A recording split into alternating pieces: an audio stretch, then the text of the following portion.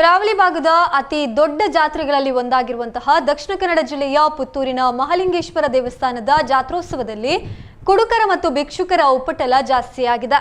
ಹಗಲು ವೇಳೆಯಲ್ಲಿ ದೇವಸ್ಥಾನದ ಆವರಣಗಳಲ್ಲಿ ಮಲಗಿ ರಾತ್ರಿ ವೇಳೆಯಲ್ಲಿ ಭಿಕ್ಷಾಟನೆ ಕುಡಿದು ತೂರಾಡುವ ಈ ವ್ಯಕ್ತಿಗಳಿಂದಾಗಿ ಭಕ್ತರಿಗೆ ಕಿರಿಕಿರಿಯಾಗ್ತಾ ಇದೆ.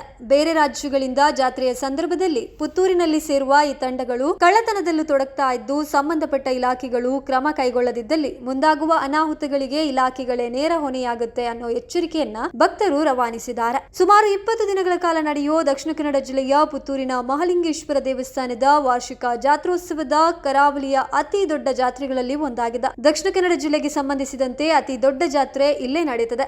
ದಿನವೊಂದಕ್ಕೆ ಸಾವಿರಾರು ಸಂಖ್ಯೆಯ ಭಕ್ತಾದಿಗಳು ಈ ಕ್ಷೇತ್ರಕ್ಕೆ ಆಗಮಿಸಿ ದೇವರ ದರ್ಶನ ಪಡೆದ ಬಳಿಕ ಜಾತ್ರೆಯಲ್ಲಿ ಸುತ್ತಾಡೋದು ಇಲ್ಲಿನ ವಿಶೇಷತೆ. ಏಪ್ರಿಲ್ 1ರಂದು ಜಾತ್ರೆಗೆ ಗೋನೆ ಮುಹೂರ್ತ ನೆರವೇರಿದ ಬಳಿಕ ಆರಂಭಗೊಳ್ಳುವ ಜಾತ್ರಾ ವಿಧಿವಿಧಾನಗಳು ಬಳಿಕ ಏಪ್ರಿಲ್ 10ರಂದು ಧ್ವಜಾರೋಹಣ ನಡೆದು ಜಾತ್ರೆಯು ಅಧಿಕೃತವಾಗಿ ಆರಂಭಗೊಳ್ಳುತ್ತದೆ. ಏಪ್ರಿಲ್ 10ರಿಂದ ಏಪ್ರಿಲ್ 18ರವರೆಗೆ ಮಹಾಲಿಂಗೇಶ್ವರ ದೇವರು ಭಕ್ತರ ಭೇಟಿಗಾಗಿ ಹೊರಡ್ತಾರೆ. ಈ ಕಾರಣಕ್ಕಾಗಿಯೇ ರಾಜ್ಯದೆಲ್ಲೆಡೆಯಿಂದ ಪುತ್ತೂರಿಗೆ ಮಹಾಲಿಂಗೇಶ್ವರನ ಭಕ್ತರು ಆಗಮಿಸ್ತಾ ಇದ್ದು ಭಕ್ತರ ಜನಜಂಗುಳಿಯೇ ಇಲ್ಲಿ ಕಾಣಸಿಗ್ತದೆ.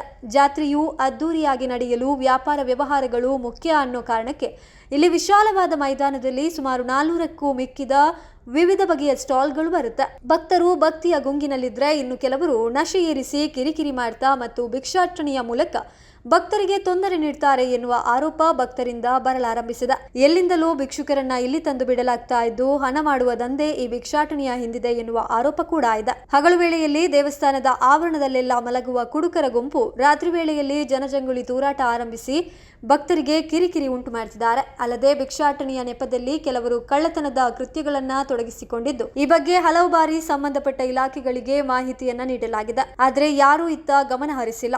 ಒಂದು ವೇಳೆ ಈ ಬಾರಿ ಕಳ್ಳತನದಂತಹ ಪ್ರಕರಣ ನಡೆದಲ್ಲಿ ಅದಕ್ಕೆ ಇಲಾಖೆಗಳೇ ನೇರ ಹೊಣೆಯಾಗಬೇಕಾಗುತ್ತದೆ ಎಂದು ಭಕ್ತರು ಎಚ್ಚರಿಸಿದ್ದಾರೆ. ದಿನವೊಂದಕ್ಕೆ ಲಕ್ಷಾಂತರ ರೂಪಾಯಿ ವ್ಯವಹಾರ ನಡೆಯುವ ಪುತ್ತೂರು ಜಾತ್ರೆಯಲ್ಲಿ ಯಾವೊಬ್ಬನೂ ನಷ್ಟ ಎಂದು ಹಿಂದೆ ಹೋದ ಇತಿಹಾಸ ಇಲ್ಲ. ಇದೇ ಕಾರಣಕ್ಕೆ ಈ ಜಾತ್ರೆಯಲ್ಲಿ ಸ್ಟಾಲ್ ಹಾಕಲು ರಾಜ್ಯ ಹಾಗೂ ಹೊರ ರಾಜ್ಯದ ವ್ಯಾಪಾರಿಗಳು ಆಗಮಿಸೋದು ಇಲ್ಲಿನ ವಿಶೇಷತೆಯೂ ಆಗಿದೆ. ಈ ಮಹಾಲಿಂಗೇಶ್ವರ ದೇವರಿಗೆ ಸಾಷ್ಟಾಂಗ ನಮಸ್ಕಾರಗಳನ್ನು ಸಲ್ಲಿಸುತ್ತಾ ವಾರ್ಷಿಕ ಜಾತ್ರೆಯ ಸಂಭ್ರಮದಲ್ಲಿ ನಾವಿದ್ದೇವೆ. ಇವತ್ತು 5ನೇ ದಿನದ ದೇವರ ಪೇಟೆ ಸವಾರಿಯ ಒಂದು ದಿನ.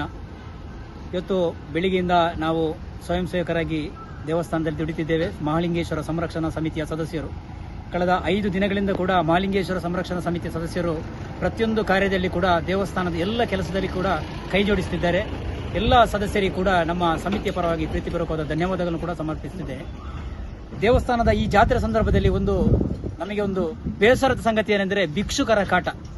ನಾವು ಸಮಿತಿ ಅಸ್ತಿತ್ವಕ್ಕೆ ಬರುವ ಮೊದಲು ಕಳೆದ 1 ವರ್ಷದಿಂದ ಹಿಂದೆ ಕೂಡ ನಾವು ದೇವಾಲಯದ ಎದುರುಗಡೆ ಭಿಕ್ಷುಕರು ಬೇಡುವಂತ ಒಂದು ಪರಿಸ್ಥಿತಿಯನ್ನು ನಾವು ವಿರೋಧಿಸ್ತಾ ಬರುತ್ತಿದ್ದು ಈ ಬಗ್ಗೆ ಸಂಬಂಧಪಟ್ಟ ಇಲಾಖಾಧಿಕಾರಿಗಳಿಗೆ, ಸಮಾಜ ಕಲ್ಯಾಣ ಇಲಾಖಾಧಿಕಾರಿಗಳಿಗೆ ಕರೆ ಮಾಡಿ ಈ ಮೊದಲು ಒಂದು ಸಾರಿ 10 ಜನರನ್ನು ಕೂಡ ಕೊಂಡೋದಂತ ಪರಿಸ್ಥಿತಿ ಕೂಡ ಇದೆ. ಆದರೆ ಜಾತ್ರೆ ಸಂದರ್ಭದಲ್ಲಿ ಭಿಕ್ಷುಕರ ಕಾಟ ಜಾಸ್ತಿ ಆಗ್ತದೆ ಅಂತೇಳಿ ನಾವು ಈ ಮೊದಲು ದೇವಸ್ಥಾನದ ಆಡಳಿತ ಸಮಿತಿಗೆ ಮತ್ತು ಅಧಿಕಾರಿ ವರ್ಗಗಳಿಗೆ ಹಾಗೂ ಶಾಸಕರಿಗೆ ಕೂಡ ನಾವು ಪತ್ರಿಕಾ ಮುಖೇನ ಹಾಗೂ ಟಿವಿ ಮಾಧ್ಯಮದ ಮೂಲಕ ನಾವು ವಿಚಾರವನ್ನು ಮನವರಿಕೆ ಮಾಡಿರ್ತೇವೆ. ಈವರೆಗೆ ಕೂಡ ಅಂದರೆ ಇವತ್ತು ನಿನ್ನೆ ಕೂಡ ನೋಡುವಾಗ ಕೂಡ ಭಿಕ್ಷುಕರು ನಮ್ಮ ದೇವಸ್ಥಾನದ ಅಲ್ಲಲ್ಲಿ ಬೇಡುವಂತ ಒಂದು ಪರಿಸ್ಥಿತಿ ಇದೆ. ಯಾಕಂದ್ರೆ ಈ ಭಿಕ್ಷುಕರು ಎಲ್ಲಿಂದ ಬರುತ್ತಾರೆ ಅಂತ ಹೇಳೋದು ನಮಗೆ ಒಂದು ಸಂದೇಹ. ಬೆಳಿಗ್ಗೆ ತಂದು ಭಿಕ್ಷುಕರನ್ನು ಪೇಟೆಯಲ್ಲಿ ಬಿಟ್ಟು ರಾತ್ರಿ ಕೊಂಡೋಗುವಂತ ಒಂದು ವ್ಯವಸ್ಥೆ ಸದಾ ಇದರಲ್ಲಿ ಇದೆ ಅಂತೇಳಿ ನಮಗೆ ಗೊತ್ತಾಗ್ತದೆ. ಯಾಕಂದ್ರೆ ಈ ಭಿಕ್ಷುಕರು ನಿನ್ನೆ ನಮ್ಮ ಆಡಳಿತ ಸಮಿತಿಯವರೊಬ್ಬರು ಹೇಳಿದ್ರು ಸುಬ್ರಹ್ಮಣ್ಯದಲ್ಲಿ ಕೂಡ ಇದ್ರಂತೆ. ಯಾಕಂದ್ರೆ ಒಮ್ಮೆ ಸುಬ್ರಹ್ಮಣ್ಯಕ್ಕೆ ಹೋಗ್ತಾರೆ, ಪೊಳಲಿಯಿಂದ ಇಲ್ಲಿಗೆ ಬರ್ತಾರೆ, ಸುಬ್ರಹ್ಮಣ್ಯಕ್ಕೆ ಹೋಗ್ತಾರೆ. ಅಂದ್ರೆ ಅವ್ರದ್ದೊಂದು ಚಲನವಲನ ಅಂದ್ರೆ ಭಿಕ್ಷುಕರದ ಅಂದ್ರೆ ಅವರು ಕೇವಲ ಭಿಕ್ಷೆ ಬೇಡುವುದಲ್ಲ, ಅದರಲ್ಲಿ ಹಿಂದೆ ಯಾವುದೋ ಒಂದು ಹಣ ಮಾಡುವಂತ ಒಂದು ದಂಧೆ ಇದು ಕೂಡ ಇದೆ ಅಂತೇಳಿ ನಮಗೆ ಕಂಡು ಬರ್ತದೆ. ಆದ್ದರಿಂದ ಮಾನ್ಯ ಶಾಸಕರು, ಆಡಳಿತ ಸಮಿತಿಯವರು ಹಾಗೂ ಇಲಾಖಾಧಿಕಾರಿಗಳು ತಕ್ಷಣ ಜಾತ್ರೆ ಇನ್ನು 5 ದಿನ ಆಗಿದೆ, ಇನ್ನು 4-5 ದಿನದಲ್ಲಿ ಕೂಡ ಯಾವುದೇ ಭಿಕ್ಷುಕರ ಕಾಟ ಇರಬಾರದು, ಮತ್ತೆ ಕಳ್ಳಕಾಕರ ಕಾಟ ಕೂಡ ಇದೆ, ಇದನ್ನು ಕೂಡ ಸಂಪೂರ್ಣ ತೊಲಗಿಸಬೇಕು ಅಂತೇಳಿ ಈ ಮೂಲಕ ಮನವಿ ಮಾಡುತ್ತಿದ್ದೇವೆ. ಈಗಾಗಲೇ ಭಿಕ್ಷುಕರದು ಒಂದು ಭಾಗ ಸಮಸ್ಯೆ. ಈಗಾಗಲೇ ಅವರು ಬಾಲಕೃಷ್ಣನ ಹೇಳಿದಾಗೆ ಒಂದು ಭಾಗದಲ್ಲಿ ಭಿಕ್ಷೆ ಬೇಡುವಂಥದ್ದು, ಇನ್ನೊಂದು 16 ಮತ್ತು 17ನೇ ತಾರೀಕಿಗೆ 16ನೇ ದಿವಸ ತಾಯಿ ಉಲ್ಲಾಳಿತಮ್ಮನ ಭಂಡಾರ ಬರುವ ದಿವಸ ಅತಿ ಹೆಚ್ಚು ಭಕ್ತಾದಿಗಳು ಸೇರುವಂಥದ್ದು ಈ ದೇವಾಲಯದ ಗದ್ದೆಯಲ್ಲಿ. ಮತ್ತು 17ನೇ ತಾರೀಕಿನಂದು ನಮ್ಮ ಬ್ರಹ್ಮರಥ ಇರುವ ಕಾರಣ ಇಡೀ ಜಿಲ್ಲೆ ಬೇರೆ ಬೇರೆ ರಾಜ್ಯಗಳಿಂದ ಭಕ್ತ ಸಮೂಹವೇ ಇಲ್ಲಿ ಸೇರುವಂಥದ್ದು. ಈ ಸಂದರ್ಭದಲ್ಲಿ ಏನಾಗ್ತದೆ ಅಂತ ಹೇಳಿದ್ರೆ, ಭಕ್ತಾದಿಗಳು ದೇವರ ಕಡೆಯಲ್ಲೇ ಗಮನವನ್ನು ಹರಿಸುವಾಗ ಈ ಭಿಕ್ಷುಕರು ಏನ್ ಮಾಡ್ತಾರೆ ಅಂತ ಹೇಳಿ ಭಿಕ್ಷುಕರ ಒಂದು ರೂಪದಲ್ಲಿ ಅವರು ಕಳ್ಳತನವನ್ನು ಕೂಡ ಮಾಡುವಂಥದ್ದು. ಅದು ನಮಗೆಲ್ಲ ಗೊತ್ತಿದೆ. ಅದು ತುಂಬಾ ಸಲ ಅದರ ಬಗ್ಗೆ ನಮಗೆ ಮಾಹಿತಿ ಸಿಕ್ಕಿದ ಕಾರಣ ಕಳ್ಳತನ ಮಾಡುವಂತ ಪ್ರಕ್ರಿಯೆ ಕೂಡ ನಡೆದಿದೆ.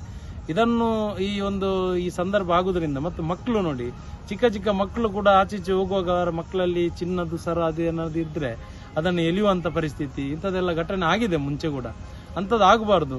ದಯಮಾಡಿ ಈ ಭಿಕ್ಷುಕರ ಇಲಾಖೆಯಿಂದ ದಯಮಾಡಿ ಯಾರು ಆ ಇಲಾಖೆ ಅಧಿಕಾರಿಗಳಿದ್ದಾರ ಆ ಭಿಕ್ಷುಕರನ್ನ ಎಲ್ಲ ಇಲ್ಲಿಂದ ಶಿಫ್ಟ್ ಮಾಡಬೇಕು. ಅವರಿಗೆ ಏನು ನಿರಾಶ್ರಿತ ಕೇಂದ್ರಗಳಿದೆ ಅಲ್ಲಿ ತಗೊಂಡೋಗಿ ಹಾಕ್ಬೇಕು. ಯಾಕೆಂತ ಹೇಳಿದ್ರೆ ನಮ್ಮ ತೆರಿಗೆಯ ಹಣದಿಂದ ಭಿಕ್ಷುಕರ ನಿಧಿಗೆ ಅಂತ ಹೇಳಿ ಈಗಾಗಲೇ ಟ್ಯಾಕ್ಸ್ ಅಲ್ಲಿ ಕಟ್ಟಾಗ್ತದೆ. ಹಾಗಾದ್ರೆ ಆ ಹಣ ಎಲ್ಲಿ ಹೋಗಿದೆ? ಅದನ್ನು ಏನ್ ಮಾಡ್ತಿದೆ ಸರ್ಕಾರ? ಎಲ್ಲವನ್ನು ನಾವು ಜನಗಳು ಸರ್ಕಾರದ ಗಮನಕ್ಕೆ ತರುವುದಾದ್ರೆ ಇಂಥ ಇಲಾಖೆಗಳು ನಮಗೆ ಬೇಕಾಗ್ತದ? ಅಗತ್ಯ ಉಂಟಾ ಅಂತ ಕೇಳುದು. ಯಾಕಂದ್ರೆ ನೋಡಿ, ಇದು ಅವರಿಗೆ ಗೊತ್ತಿರಬೇಕು. ಮೊನ್ನೆ ಅಧಿಕಾರಿಗಳ ಸಭೆ ಕರೆಯುವಾಗ ಅದರಲ್ಲಿ ಎಲ್ಲ ವಿಷಯಗಳಲ್ಲಿ ಪ್ರಸ್ತಾಪನೆ ಆಗ್ತದೆ. ಶಾಸಕರ ನೇತೃತ್ವದಲ್ಲಿ ಸಭೆ ಕೂಡ ಕರೆದಿದ್ದಾರೆ. ಅದರಲ್ಲಿ ಎಲ್ಲ ಇಲಾಖೆಯವರು ಭಾಗಿಯಾಗುವಾಗ ಇದು ಕೂಡ ಅದರಲ್ಲಿ ಸೇರ್ತದೆ. ಹಾಗಾದ್ರೆ ಆ ಇಲಾಖೆಯವರು ಬಂದು ಅದನ್ನು ಮುಂಜಾಗ್ರತಾ ಕ್ರಮವಾಗಿ ಯಾರೆಲ್ಲ ಭಿಕ್ಷುಕರಿದ್ದಾರೆ ಅವರು ಮೊದಲೇ ಅವರನ್ನು ಕರ್ಕೊಂಡು ಹೋಗುವಂತ ವ್ಯವಸ್ಥೆ ಮಾಡಿದ್ರೆ ಇಲ್ಲಿ ಕಳ್ಳತನ ಆಗುವಂತ ಪರಿಸ್ಥಿತಿ ನಿರ್ಮಾಣ ಆಗುದಿಲ್ಲ. ನಾವು ಅವರನ್ನು ಹುಡುಕೊಂಡು ಹೋಗುವಂತ ಪರಿಸ್ಥಿತಿ ಕೂಡ ನಿರ್ಮಾಣ ಆಗುದಿಲ್ಲ. ಹಾಗಾದ್ರೆ ಅವರು ಮಾಡಬೇಕಲ್ಲ ಅಂತೇಳಿ ಅವರದ್ದು ಕೆಲಸ ಅದು. ಅದನ್ನು ನಾವು ಹೇಳ್ಬೇಕಾಗ್ತದ ಅಂತ ನಾವು ಹೇಳುವಂಥದ್ದು. ದಯಮಾಡಿ ಅದಕ್ಕೆ ಸಂಬಂಧಪಟ್ಟ ಆ ಇಲಾಖೆಯವರು ತಕ್ಷಣ ನಮ್ಗೆ ಈಗ 16-17ಕ್ಕೆ ಯಾವ ಭಿಕ್ಷುಕರು ಈ ಗದ್ದೆಯಲ್ಲಿ ಕಾಣಬಾರ್ದು. ಎಲ್ಲಿಯಾದ್ರೂ ಕಂಡು ಅಲ್ಲಿ ಏನಾದ್ರೂ ಕಳ್ಳತನ ಆಗ್ಬೋದು, ಏನಾದ್ರೂ ಅಲ್ಲಿ ತೊಂದರೆಗಳಾಗಿದ್ರೆ ಇದಕ್ಕೆ ನೇರ ಹೊಣೆ ಅವರೇ ಆಗ್ತಾರೆ ಅಂತೇಳಿ ಈ ಮೂಲಕ ನಾವು ಭಕ್ತಾದಿಗಳು ನಾವು ತಿಳಿಸ್ತಾ ಇದ್ದೇವೆ. ಇನ್ನೊಂದು ಕುಡುಕರ ಕಾಟ ವಿಪರೀತ ಆಗಿದ್ದು ಭಕ್ತಾದಿಗಳಿಗೆ ತೊಂದರೆ ಆಗ್ತದೆ. ಎಲ್ಲಿ ಹೋದ್ರೂ ಕುಡಿದು ತೊಂದರೆ ಮಾಡುವಂಥದ್ದು.